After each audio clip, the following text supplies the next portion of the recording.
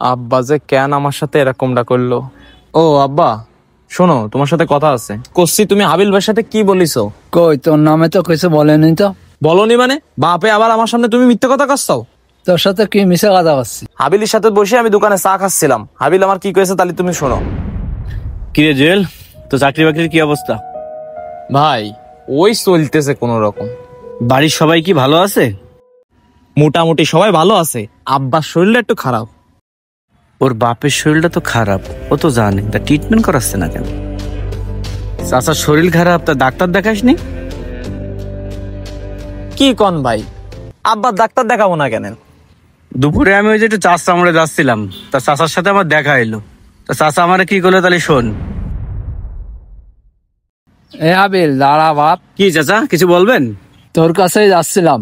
আজ কয়টা দিন পার ব্যথায় হাঁটতে পারতেছি না, তাই করছিলাম কি আমার কয়টা টাকা ধার দিবি, আমি একটু ডাক্তার দেখাতাম।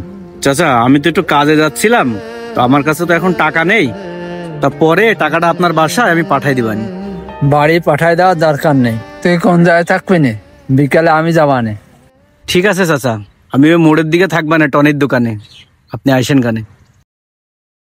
ছেলেটা এত বড় পোস্টে চাকরি করে, অথচ বাপ আইছে ডাক্তার দেখানো টাকা আমার কাছে ধার চাতি। শুনলি তো চাচা কেন আমার কাছে আসছিল? হাবিল ভাইকে আমার অপমান করার জন্য কথাগুলো কইলো। বাড়িতে অফিসে আসার সময় তো আমার বোর কাছেই তো আব্বার ডাক্তার দেখানোর টাকা দিয়ে আসলাম, তাহলে আব্বা হাবিল ভাইয়ের কাছে টাকা ধার চাতিয়ে বাবার কেন আসলাম? কিছুই তো বুঝলাম না ভাই। ওই টাকা আমি অফিসে আসার সময় আপনার ভাবির কাছে দিয়ে আইছি, মনে হয় আপনার ভাবি আব্বারে টাকাটা দিতে ভুলে গেছে। ও বাড়িওয়ালার কাছে টাকা দিয়ে আসিস? তা শোন, আমি বড় ভাই হিসেবে তোর একটা কথা বলি শোন। নিজের মা বাবার দায়িত্ব বোর কাছে ছেড়ে দিলে হবে না। তুই আজ পর্যন্ত কোনোদিন দেখেছিস কোনো বাপ মা সন্তানের দায়িত্ব আর একজনের পরে ছেড়ে দিছে? তাই আমাদেরও উচিত মা বাবার দায়িত্ব অন্য কারোর উপরে ছেড়ে না দেওয়া। তুই আবার আমার কথাগুলো এবার মাইন্ড করিস না। আরে না ভাই, আপনার কথাই মাইন্ড করবো কেন? তো ভাই থাকেন, উঠি আজকে মতো। নীতি কথা বললে সবারই টক লাগে, তা তো আমি বুঝতেই পারিছি। আব্বা তুমি হাবিল ভাইয়ের কাছে পুরো আমার মাথাটা নিচু করে দিছো। তুমি সত্যি করে কও, হাবিল ভাইয়ের কাছে কেন তুমি টাকা ধার চাতে গেছো? আমি তো তোমার ডাক্তার দেখানো টাকা তোমার বৌমার কাছে রেখে গেছি। আমি হাবিলের কাছে কেন টাকা চাইতে গেছি শুনতে চাস? শোন তাহলে, সকালে তোর বউ আমার সাথে কি করেছে। বৌমা ঘরে আসো। আসি, কি কিছু বলবেন? করছি জুয়েল, আমার ডাক্তার দেখানো টাকা থুয়ে গেছে।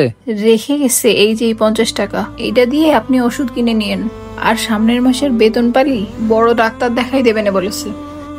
আমার ছেলেটার কলাম আমি অসুস্থ, তা আমার ডাক্তার দেখানোর টাকা না দিয়ে আমার ওষুধ কেনার জন্য ভিক্ষে দিয়ে গেছে। কি কষ্ট করে ছেলেবেলে মানুষ করেছি।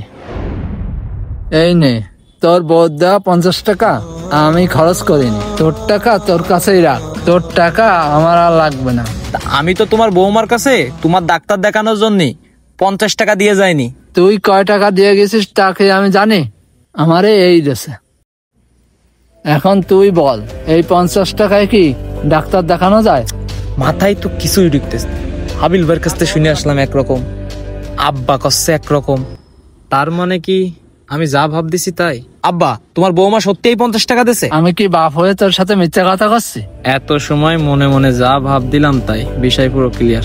এই 50 টাকাই দেশে তোমার ডাক্তার দেখানোর জন্য।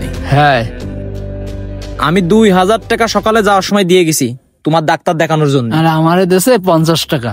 ঠিক আছে আব্বা, তোমার ডাক্তারটা আমি কালকে দেখাই দিবানে। তুমি যেখানে যাচ্ছিলে যাও, আর আমি বাসায় যে দেখতেছি এই বিষয়টা।